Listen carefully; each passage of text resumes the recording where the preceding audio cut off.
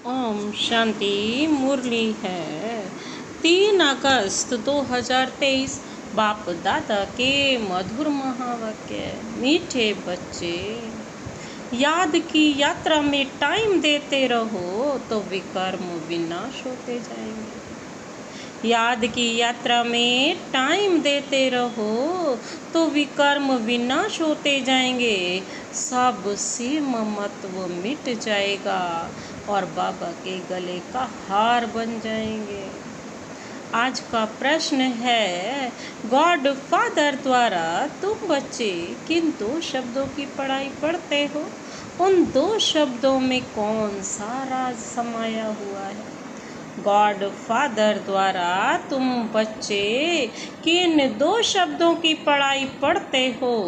उन 2 शब्दों में कौन सा राज समाया हुआ है? बाबा ने उत्तर दिया, गॉड फादर तुम्हें इतना ही पढ़ाता है कि हे आत्माएं, शरीर का भान छोड़ो और मुझे याद करो। यह 2 शब्दों की पढ़ाई इसलिए पढ़ाई जाती है क्योंकि अब तुम्हें इस पुरानी दुनिया में पुरानी खाल नहीं लेनी है।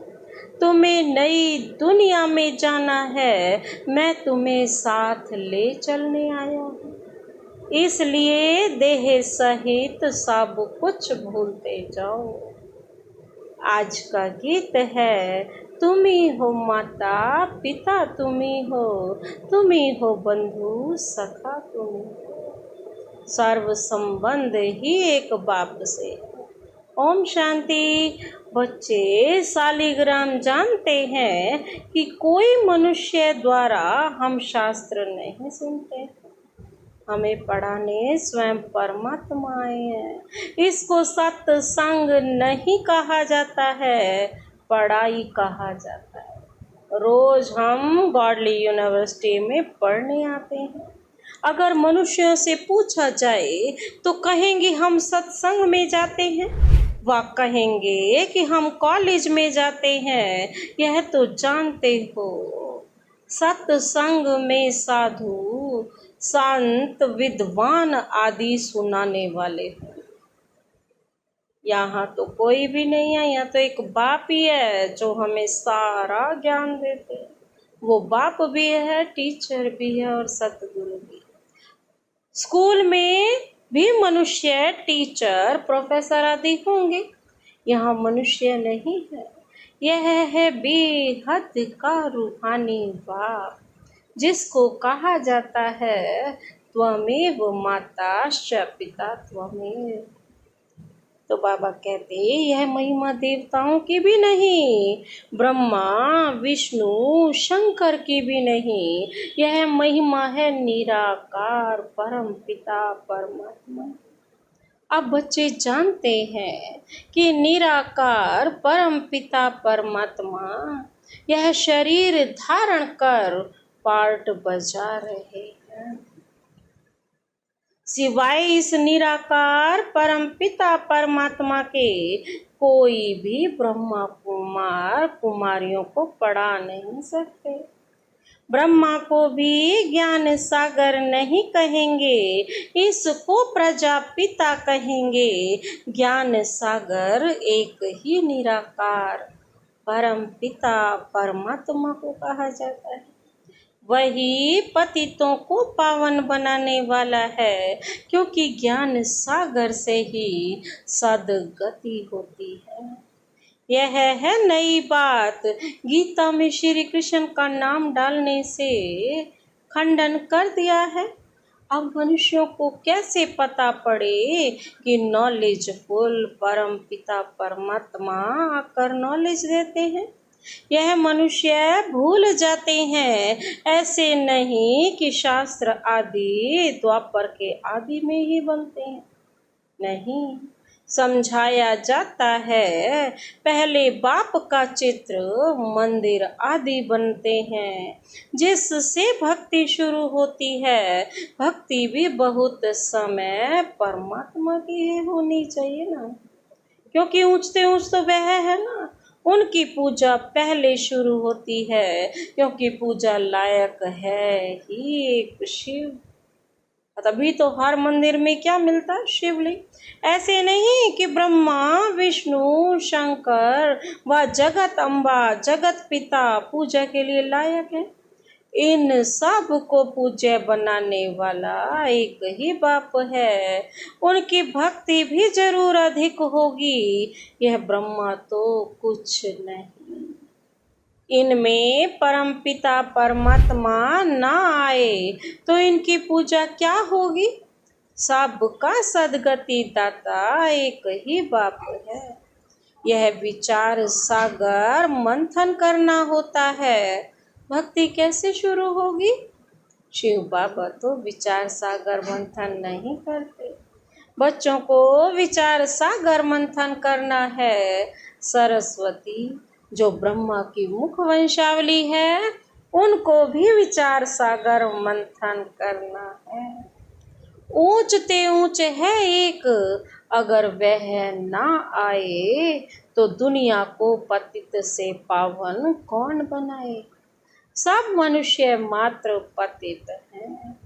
अब शिव बाबा ना आए तो स्वर्ग का वर्षा कौन देवे? निश्चय बुद्धि नहीं है तो विजय माला में पिरो न सके। अब कहते सपूत बच्चे सदैव गले का हार बनते हैं। बाप भी खुश होते हैं, यह बच्चा बड़ा सपूत आज्ञाकारी है। बहुत माँ बाप होते हैं जिनको 12-14 बच्चे भी होते हैं, जिनमें कोई कपूत कोई सपूत भी होते हैं।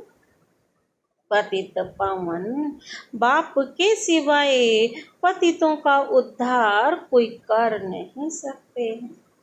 तुम जानते हो कि गंगा नदी पर भी गंगा का मंदिर है, तो समझाना चाहिए कि यह गंगा फिर कौन है? क्या यह कोई शक्ति है जिससे पतित से पावन बनते हैं व पानी से पावन बनते हैं? बाबा पूछ रहे हैं, पतित से पावन बनते हैं व पानी से पावन बनते हैं। बाप कहते हैं कि गंगा पतित पावनी नहीं है, सिवाय योग के, बाबा कहते याद के, कोई भी पावन नहीं बन सकता। इसलिए तुम्हें कोई गंगा स्नान नहीं करना है। योग का अर्थ ही है याद। बुद्धि का योग लगाना है, वह तो बहुत योग आसन आदि लगाते हैं, अनेक प्रकार के हठ योग करते हैं, उनको योग नहीं कहा जाता। माताएं अबलाएं हठ योग को क्या जाने? अब कहते हैं वो क्या जाने हठ योग को? मनुष्य स्कूल में पढ़ते हैं, उसमें धक्के खाने की कोई बात नहीं रहती है। कोई ना कोई इम्तिहान पास करते हैं, जानते हैं यह इम्तिहान पास करके यह बनेंगे। यहाँ भी तुम जानते हो यह भी इम्तिहान है। गॉड फादर पढ़ाते हैं, वह है पतित पावन, तुम्हारी है God fatherly life, God fatherly student life. बाप पतित से पावन कैसे बनाते हैं? कहते हैं ना, हे आत्माएं इस शरीर का भान छोड़ो। इस पुराने शरीर को छोड़ना है। पहले पहले तुम्हारा शरीर गोरा था, अब आयरन एजिड हो गया है। अभी तुमको नई खाल तो यहाँ लेनी नहीं है, क्योंकि यहाँ तो 5 तत्व ही तमो प्रधान है। अभी मैं तुम बच्चों को अपने साथ ले जाऊंगा। कल्प पहले भी ले गया था। बाबा कहते मैं कालों का काल हूँ, सबको वापिस ले जाऊंगा, फिर तुमको अमरपुरी में भेज दूंगा। यह है मृत्यु लोक, छी छी दुनिया, इसलिए संगम युग को 100 वर्ष चाहिए। और तो हर एक युग 1250 वर्ष का होता है। इस पिछाड़ी के संगम युग की आयु बहुत छोटी है। जैसे ब्राह्मणों की चोटी छोटी होती है ना, वैसे संगम युग की आयु भी छोटी है। फिर यह दुनिया खत्म हो जाएगी तो नए मकान आदि बनाने शुरू करेंगे। उस समय पहले श्री कृष्ण आता है। वह शौकीन है महल आदि बनवाने का। कोई तो बहुत शौकीन था ना, जिसने सोमनाथ का मंदिर बनवाया। बिरला भी शौकीन है। कैसा अच्छा मंदिर बनाया है। नंबर 1 में पूज्य है शिव बाबा। फिर भक्ति मार्ग में भी पहले सोमनाथ का मंदिर बनता है। सो भी कुछ समय बाद में बनता होगा ना। बाबा कहते सबसे पहले किसकी पूजा होती है, शिव की। फिर पूजा शुरू होगी, पहले मंदिर बनेगा सोमनाथ का, फिर कुछ समय बाद ही पूजा शुरू होगी ना, बनने में भी तो टाइम लगेगा। अभी तो है घोर अंधियारा, रात पूरी हो फिर दिन आता है। अब बाप कहते हैं मैं रात और दिन के बीच में आता हूँ। घोर अंधियारी रात से पहले और दिन के बाद। महाभारी लड़ाई भी है। लिखा हुआ है कि यादवों के पेट से वह चीजें निकली जिससे सारे कुल का विनाश हुआ। तुम देख रहे हो बरोबर विनाश के लिए तैयारी कर रहे हैं। समझते हैं कोई प्रेरक है। दोनों ने विनाश के लिए बॉम्ब्स बना कर रखे हैं। आफतें भी आनी है।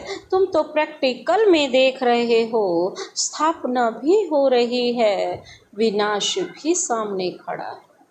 समझो कोई ने विनाश नहीं देखा है। अच्छा, वैकुंठ तो देखते हैं ना। अच्छी तरह पढ़कर बाप से पूरा बेहद का वर्षा लेना है। बाबा कहते तुमको साकार नहीं पढ़ाते हैं, शास्त्रों आदि की बात नहीं। यह तो ज्ञान सागर स्वयं पढ़ाते हैं। तुम अपने को देही समझ बाप को याद करते हो। भगवानुवाच अपने बच्चों प्रति कहते हैं मैं तुम बच्चों के सम्मुख होता हूँ। जो मेरे बच्चे बनते हैं उनमें से कोई सौतेले हैं, कोई मातेले हैं। मातेले बच्चों को ही वर्षे का हक है। संशय बुद्धि को सौतेला कहा जाता है। उनको वर्षा नहीं मिल सकता। वह फिर पुरुषार्थ अनुसार प्रजा में चले जाते। मातेले राजाई में आ जाते हैं। वह बाप को प्यार करते हैं, बाप उनको प्यार करते हैं। गाते भी हैं ना, तुम पर बलिहार जाऊंगा, वारी जाऊंगा। बाप कहते हैं मुझे याद करेंगे तो मैं तुमको मदद दूंगा। हिम्मते मर्दा मद दे खुदा। और सबसे बुद्धि योग तोड़। बाबा कहते हैं एक से जोड़ना है। तुम कहते हो हम बाबा के हैं, यह सब कुछ बाबा का है।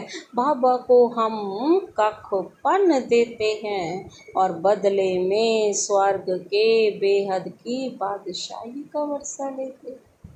इस पुरानी दुनिया से हमारा ममत्व नहीं है। यह तो तमो प्रधान रोगी शरीर है। हमारे पास और क्या है। मनुष्य मरते सब कुछ छूट जाता है।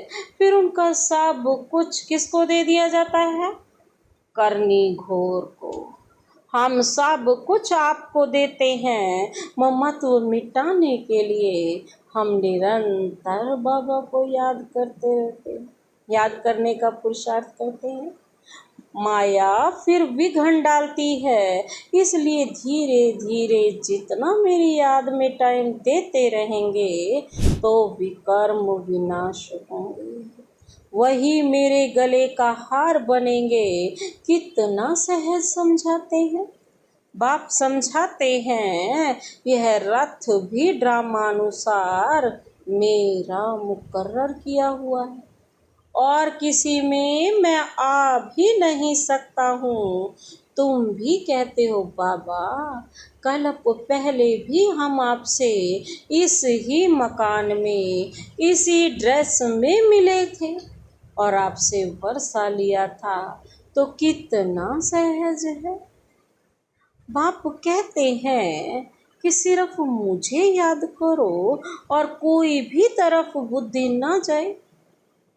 याद रखना, अंतकाल जो पुत्र सिमरे, अगर किसी को भी याद किया तो फिर वहाँ जन्म लेना पड़ेगा, कहाँ भी ममत्व नहीं रहना चाहिए। अंतकाल जो स्त्री सिमरे, बाप आते हैं पतितों को पावन बनाने। उनकी कितनी महिमा करते हैं, एक ओंकार उनका एक ही नाम है, उनको दूसरा शरीर मिलता ही नहीं है। बाबा कहते जो नाम बदली हो वो तो एक ही लेते हैं ना, एक ही बार आते हैं और हमेशा उनका नाम सदा शिव है। वो तो अवतरित होते हैं। तुम तो 84 जन्म लेते हो तो नाम भी 84 पढ़ते हैं। बाप की महिमा में गाते हैं ना, निर्भय निर्वैर अकाल मूरत, वही कालों का काल है, उन्हें काल खा नहीं सकता। मैं सभी को मुक्ति धाम में ले जाऊंगा। निर्वैर, मेरा कोई से वैर नहीं है। अकाल मूरत अजोनी, मैं जन्म मरण में नहीं आता हूँ। उनकी कितनी महिमा गाते हैं। गाया भी जाता है ना, दुख हरता सुख करता। कलयुग के दुख हरते हैं और सतयुग के सुख देते हैं। बच्चे जानते हैं भारत में सतयुग में जीवन मुक्ति थी, बाकी सभी आत्माएं शांति धाम में थी। याद पड़ता है ना, तो जरूर बाप जब संगम पर आए तब सभी को शांति धाम में ले जाएं और तुमको फिर सुख धाम भेज दें। कितनी सहज बात है, परंतु माया ऐसी है जो यहाँ से बाहर गया तो भूल जाएंगे। जैसे गर्भ जेल में धर्मराज के द्वारा तुमको सजा दिलाता हूँ, त्राही त्राही करते हो कि हम माफ़ी मांगते हैं, फिर ऐसे पाप नहीं करेंगे। बाहर निकलने से फिर भी पाप करने लग पड़ते हैं। जैसे इस दुनिया में आए भूल गए वो सारा दुख। यह है ही माया का राज्य। सतयुग त्रेता में माया होती नहीं, वहाँ तो सुख ही सुख रहता है। अभी तुम पढ़ रहे हो, इसमें घर बार छोड़ने की बात नहीं। बाप कहते हैं देह सहित सब कुछ भूल जाओ, तुम्हारा यह बेहद का सन्यास है। उन सन्यासियों का है हद का सन्यास, जंगल में जाकर फिर लौट आते हैं शहर में। नाम कितने बड़े बड़े रखवाते हैं। बाप कहते हैं मैं कितना सहज समझाता हूँ। बुढ़ियाएं कितनी हैं, कहती हैं हमको धारणा नहीं होती। अच्छा, यह तो जानती हो कि परमात्मा पढ़ाते हैं, वह कहते हैं सिर्फ मुझे याद करो। बाबा कहते हैं इसमें तो कोई तकलीफ नहीं है। अभी हमने 84 का चक्र पूरा किया है। यह हुआ स्वदर्शन चक्र। आत्मा को चक्र का दर्शन होता है, यहाँ ही निरोगी काया बनती है। चक्र को जानने से तुम ऊंच पद पाएंगे। इसलिए बाबा कहते हैं कि स्वदर्शन चक्रधारी बनो। कितना सहज समझाते हैं। सहज याद सहज सृष्टि चक्र, कोई तकलीफ नहीं। यह है सच्ची कमाई, बाकी धन माल तो सब खत्म हो जाना है। सब छूट जाता है, सागर को उथल खानी है, नेचुरल क्लैमिटीज भी आनी है। भारत सच खंड था और कोई भी खंड नहीं था। भारत है शिव बाबा की जन्मभूमि, बड़े ते बड़ा तीर्थ है। भारत में ही सोमनाथ का मंदिर कितना अच्छा बना हुआ है। अभी तो ढेरों के ढेर बनते हैं। बाबा कहते हैं कि इस समय की शादी पूरी बर्बादी है। शिव बाबा से सगाई पूरी आबादी है। शिव बाबा साजन भी है, स्वर्ग में भेज देते हैं। तुम यहाँ आए हो, जानते हो हम यहाँ बरोबर नर से नारायण नारी से लक्ष्मी बनेंगे। ऐसे नहीं कि पुरुष जाकर पुरुष ही बनेंगे, बदलते रहते हैं। कोई चोला पुरुष का, कोई स्त्री का। फिर सतयुग से त्रेता कैसे बनता है, वह भी समझाया गया है। अभी तुम बच्चों को नॉलेजफुल गॉड फादर पढ़ाते हैं। मनुष्य तो फादर टीचर सतगुरु हो ना सके। फादर और टीचर हो सकते हैं, गुरु हो नहीं सकते।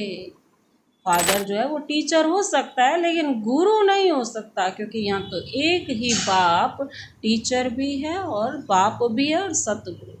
सो भी वह जिस्मानी विद्या, यह बाबा तो एकदम स्वर्ग का मालिक बनाते। कोई भी बात ना समझो तो 1000 बार पूछो। अच्छा, मीठे मीठे सिकिल दे बच्चों प्रति माता पिता बाप दादा का याद प्यार और गुड मॉर्निंग। रूहानी बाप की रूहानी बच्चों को नमस्ते। हम रूहानी बच्चों की रूहानी बाप दादा को नमस्ते नमस्ते, गुड मॉर्निंग। शुक्रिया बाबा, शुक्रिया। धारणा के लिए मुख्य सार है। पहला पॉइंट है सपूत बच्चे, सपूत नंबर 1, सपूत आज्ञाकारी बन विजय माला में पिरोना है। बाप को अपना कखपन दे बलिहार हो, सबसे ममत्व मिटा देना है। सबसे ममत्व मिटा देना है। दूसरा पॉइंट है अंत काल में एक बाप ही याद रहे, उसके लिए और सबसे बुद्धि योग तोड़ निरंतर बाप की याद में रहने का पुरुषार्थ करना है। अंत काल में एक ही बाप याद रहे, उसके सिवाय सबसे बुद्धि योग तोड़ निरंतर बाप की याद में रहने का पुरुषार्थ करना है। आज का वरदान है सर्व खजानों को स्वयं में समाकर दिल शिकस्तपन व ईर्ष्या से मुक्त रहने वाले सदा प्रसन्न चित्त भव। सर्व खजानों को स्वयं में समाकर, सारे खजाने स्वयं में समा, दिल शिकस्तपन व ईर्ष्या से मुक्त होकर सदा प्रसन्न चित्त भव। बाप दादा ने सभी बच्चों को समान रूप से सब खजाने दिए, लेकिन कोई उन प्राप्तियों को स्वयं में समा नहीं सकते। वह समय पर कार्य में लगाना नहीं आता तो सफलता दिखाई नहीं देती। फिर स्वयं से दिल शिकस्त हो जाते हैं, सोचते हैं शायद मेरा भाग्य ही ऐसा है। उन्हें फिर दूसरों की विशेषता व भाग्य को देख ईर्ष्या उत्पन्न होती है। बाबा कहते हैं ऐसे दिल शिकस्त होने व ईर्ष्या करने वाले कभी प्रसन्न नहीं रह सकते। सदा प्रसन्न रहना है तो इन बातों से मुक्त रहो। आज का स्लोगन है, स्वार्थ के बिना सच्चे दिल से सेवा करने वाले ही स्वच्छ आत्मा है। स्वार्थ के बिना सच्चे दिल से सेवा करने वाले ही स्वच्छ आत्मा है। अच्छा, ओम शांति।